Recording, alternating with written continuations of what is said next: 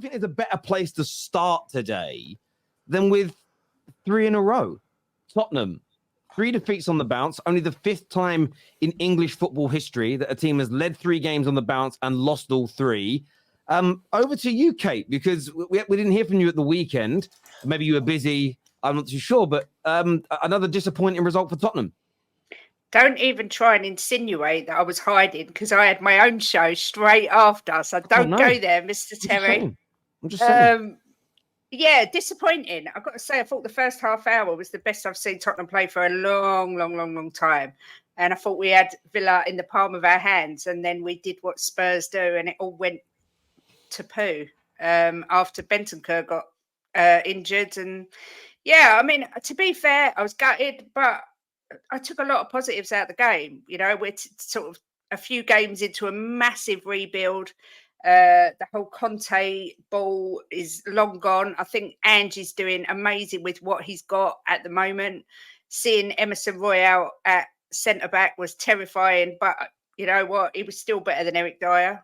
And I like I say, I take a lot from the game in a good way because I thought the first half hour was sublime. I thought we just weren't clinical. Son seems to have forgotten what offside is. And, we just couldn't put the ball in the back of the net. But more good than bad come to take from it, in my opinion. But I know there's a lot of Spurs fans having an absolute meltdown right now. Jules, how about you? I mean, have you seen Spurs fans having meltdowns? Are you in meltdown after your 3rd defeat on the bounce? No. This is probably the one game where you look at the loss and you say, you know what?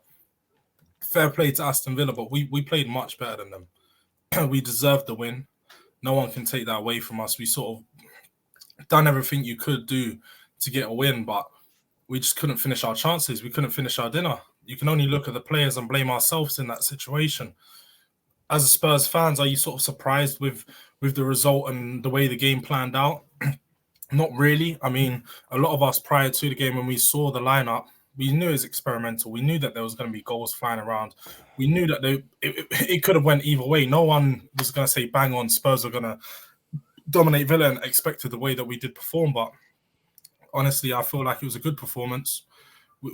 We done what we could. Obviously, I do feel like that we was a bit unfortunate at times. Like they had a few decisions that went their way. Disgusting challenge from Matty Pennies. Like absolutely disgusting challenge. Knee high, clean into Bentancur. You see Romero do that every week. Matty Pennies. Matty Pennies. I see Romero do that every week, bro. Knee high. It was knee high. If you look where he caught him originally, maybe not with the studs, but I'm talking about with his leg. He caught him knee high, and knowing that Bentancur has just come back from an injury, it's a nasty challenge, a nasty piece of work from him. He done it to Doherty when he was in a good run of form for us before, so it's nothing new from him. It's just a dirty player, and he got taken off at half time for a reason. Aston Villa done well to rattle us. I felt like towards the end of the first half, after Bentancur come on, they got really aggressive, started to not let us keep too much time on the ball, and it worked in their favour. They sort of got us rattled up, and where they won that challenge at the end of the first half and sort of put us away with the set piece, which again we can only blame ourselves. Playing with no centre backs, you're always gonna have problems at any set piece chances. But again, I'm not mad at the game. I'm not mad at the performance, and I'm not mad at the manager. I'm really proud of Ange for being brave, man. He went out there, took Dyer off the team, like I wanted. I called for him 2 weeks ago. I said, take Dyer out of the team. He's absolutely unbearable to watch, and he can't play the way that this team plays. And we done that. We done that on the weekend. Obviously, it didn't work out the way we wanted to, but it was good, and it was something different. We saw a few of the players that we thought weren't good enough step up, the likes of Gio Lo Celso, the likes of Brian Hill. So it's one of those games you probably look back in 6 or 7 months and say, do you know what, it was good that we lost that game in the fashion that we did, because we really stuck to our principles and we're showing what we're trying to build here. Again, we're at the start of a rebuild. Is it all bad, down and bad that we've lost 3 in a row? No, because we all knew that it wasn't going to be straight up. Obviously, the season started off well, and a lot of us wanted to maintain the start to the season. But when you look at the context and the amount of players that we have injured and so on, it's really not all so bad. And anyone trying to get onto Ange or get onto the manager or make it, make a story saying, oh, is it time for Ange to be done? Let's stop the rubbish. He's been good. He's been solid. And I'm only impressed so far. So impressed with the team, impressed with the performance, obviously. We just don't walk away with a result. Gal, you had a lot to say. Do you agree? Was it a good defeat for Tottenham? They're at home versus Aston Villa, and Aston Villa have now overtaken them in the table. For Tottenham to go 5th in the table and Aston Villa to go 4th. Like Ange Postecoglou, yes, you know what? I'll give them credit. They were playing good football even without the injuries. But at the end of the day, they were giving up way too many chances. And George said something like, "Oh, it was a good performance. They did everything but win the game." No, Son should have stayed onside. Man had 3 goals. He continuously was caught offside. If this was Timo Werner, if this was anybody else, we make fun of them for continuously being offside. Good job for scoring 3 goals, but each time that you're offside. But Igal, don't you look at the manager? We've all seen the transformation that Emery's done, and you've had Emery as a manager. I'm gonna get there. No one's gonna give you guys smoke, because the 2 Tottenham fans on this panel right here, we're not the ones giving it the big and going crazy after 3 wins, 4 wins. But now in the month of November, you have not picked up a single point. You have not picked up a single point in the month of November. And George may have George may have not said they're gonna win the league, but he's had this in the bank. He's had some smoke in situ. But you know what? You know what I'm saying? Like, George deserves this. Just to listen. This is what we need to talk about. We need to talk about Ange Postecoglou losing week after week, but getting praised. When the similar thing happens with Brighton's manager De Zerbi, week after week loses by sticking to his principle and gets criticized and gets insulted. Similar thing happened to Mikel Arteta when we would continuously lose. That's a lot of rubbish, because the whole of last season, De Zerbi was praised. One second. I'm gonna finish and then you can go. The reality is this: if you want to call losing a game 2-1 to a team that was in it the whole time, that could have also scored another 3 goals. You keep talking about the fact that, oh, you created all these chances. Tottenham were in the game, but so were Aston Villa. It was a kamikaze of defense from both teams, and luckily Aston Villa were caught offside. Aston Villa held their line and caught Son offside a couple times. I personally think these kind of performances show me that you guys are going to be very open. And it's going to be a lot of games like this. Maybe with your players back from injury, it won't be as crazy. But final thing I want to say, Ange Postecoglou is the only manager who gets 3 managers of the month and then goes without a win the next month after that. And now he's still getting praised. It's ridiculous. Give him time. I understand, trust the process, but Tottenham fans, don't get ahead of yourselves. Don't count your chickens. A couple of weeks ago, we had Will Stewart on the channel making fun of Arsenal, saying that, even though they got these injuries, they're still going to win. And I told him, you're going to lose in the next 3 games. 2 down, 1 to go, and you've now fallen down from where you were at the top of the table 2 international breaks ago to now 5th.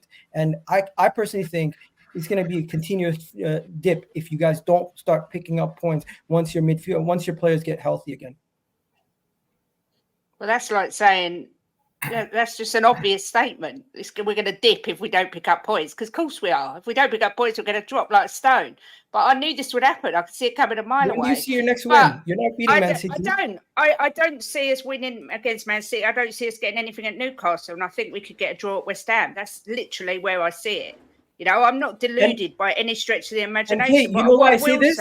Because I brought this up at the beginning of the season when I said you guys have faced the lower sides of the table and you've beaten them. And you're making 2 different points. But you can only play who's in front of you. What I don't get is I understand that. But when other people beat easy, what you're not gonna do is try to bring out loads of different points to try and make it seem like you're making sense.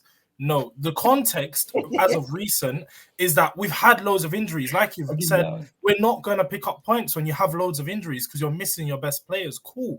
But it's not going, at the start of the season, you played rubbish teams as to why you're picking up points.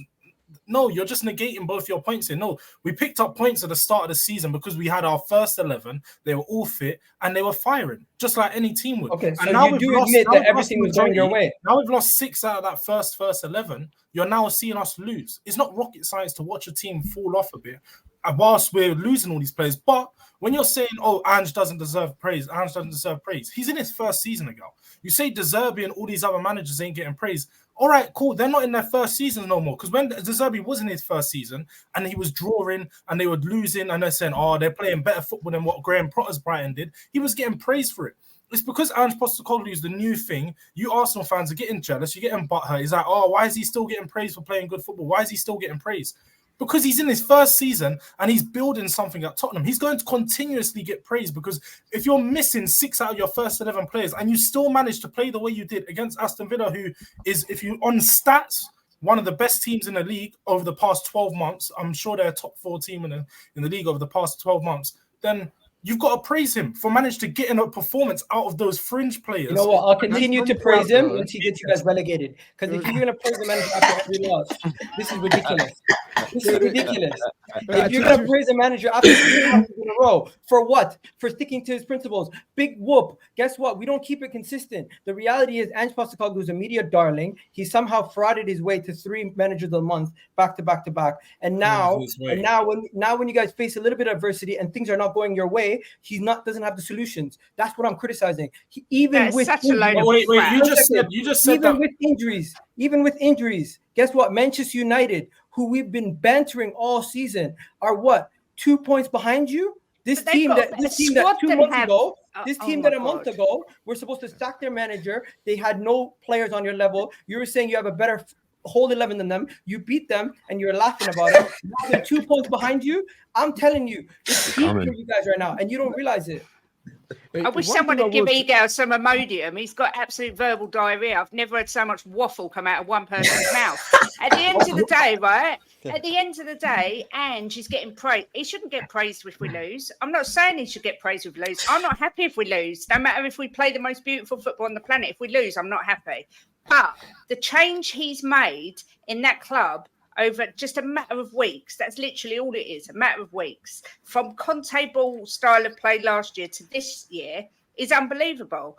And Man United, they're catching us up, but their squad's better than ours. Our squad is terrible. It's a facade. United shouldn't be there, but they are. Antonio Conte said this. You have too many players in that team that are just not able to get you guys what you need. Yeah, and some but of those guys when they play, this is what happens. These kind of performances. So really, you're just waffling. Not Agal. You're generally just waffling now because you're sitting here and saying the manager should find solutions. We created chances. We should have scored. We should have won. Our team should have won. The players didn't find the solutions on the pitch. He set us up to win. The team played better and they should have won the game. So how did he not find the solutions? You're just trying to run your agenda here. They actually played better. In terms of the praise point, the praise at some point will run out because if they continue to do this throughout most of the season, people will be like, yeah, they're playing nice football. We're at a point. So the praise point, that will resolve itself in time anyway. So we don't have to worry about that. But in terms of the game, you got to look at the players in terms of the responsibility. I looked at Brian Hill that game when I was watching it, and there's so many times where he could have either took a man on or either shoot to score, and he's trying to pass it off every time. And it's just little things like that where a player is not up to the race, he's not up to the standard, and he's low on confidence, clearly, and he's not being able to make something happen for his team. And you got Brennan Johnson and Son out there trying to make things happen, but when you got a third guy in there, when you've got your midfielders who are not all up to speed, it's all going to come crashing down at some point. It just happens to do. Aston Villa, they're a well-drilled team. Their midfield is set. Their attack is set. The way they're playing is set for the last season and a bit now. And it's hard to say that Ange couldn't find a way to win when he's made them get to a point where his team could win and his players let him down. I get they played a lot better than what they did against Wolves. I do get where Egal's coming from slightly. I think some of the articles that I read, Ange Postecoglou is like the new Fergie. Ange Postecoglou has fixed Tottenham. They're no longer Spursy. I think some of that stuff was premature, especially mentioning Sir Alex Ferguson's name. No one, barring Pep, should ever be mentioned in the same breath as that man, in my personal opinion. But at the same time, most level-headed Chelsea fans and most level-headed rivals knew this would happen when a few injuries kicked in due to the problems with that squad. But Lewis, what's your take on this? Do you see a manager getting too much praise for losing, or do you understand it from the perspective of this team could be something special if they keep improving this squad in the coming years for him? I don't know, man. I kind of hear what Igal's saying, to be fair, but it's a weird one, right? Because obviously Tottenham, they had the chances and the players let them down. But I just look at the way that he's playing. I just think they're far too open, man. It's a basketball game against Villa. And whilst they created the chances, Villa also created chances. You know, Villa created plenty of chances in that game as well. You know, the first couple of minutes, Villa could have had a couple of goals as well. So it's fair to say that, yes, you know, Ange put the team out there and the players had the chances to score, so it's the players' fault. But at the same time, he also put the players out there which conceded chances to Villa. And on another day, Villa could have had 3 or 4 goals. So, yeah, listen, I not really like this whole Ange loving. I think it's weird. I think it's proper weird, to be honest with you. It is weird, though. It is weird. Terry is right, man. Why are you doing articles, like weird articles, man? Like, come on. Like, we all knew this was going to happen, by the way, as well. Like, as soon as they got a few players injured, we all knew it was going to fall off. So, like, this isn't as like a surprise. And, you know, I think they're in for a rough couple of weeks. They've got City up next, then West Ham at home, Newcastle. Like, this could be a seriously tough run. You know, if they lose them 3 games, big if. But if they do lose them 3 games, then like, what? We're going to have the opposite conversation because Ange would then have to surely be under pressure. You know what I mean? If that's 6 L's on the bounce. So I just think that when his teams lose, they just kind of like, it just looks easy. No, it's too easy to concede. It's too easy to concede chances. You know, yes, you'll have chances, and yes, you'll probably blow some teams away. But at the same time, I'm watching you, and I just think, this isn't usually how top teams play a game against another top team, where you just open up and just see who's got the better strikers. Because it's, you know, that's just 50-50. So, listen, I think it's weird, the loving, the Ange. I think he's obviously getting a taste of medicine now with these couple of results going against him.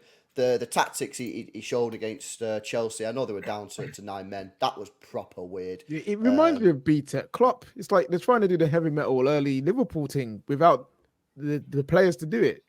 That's what it reminds me of, seeing those games. Because normally in those situations, you would win 4-3 with a good enough team, right?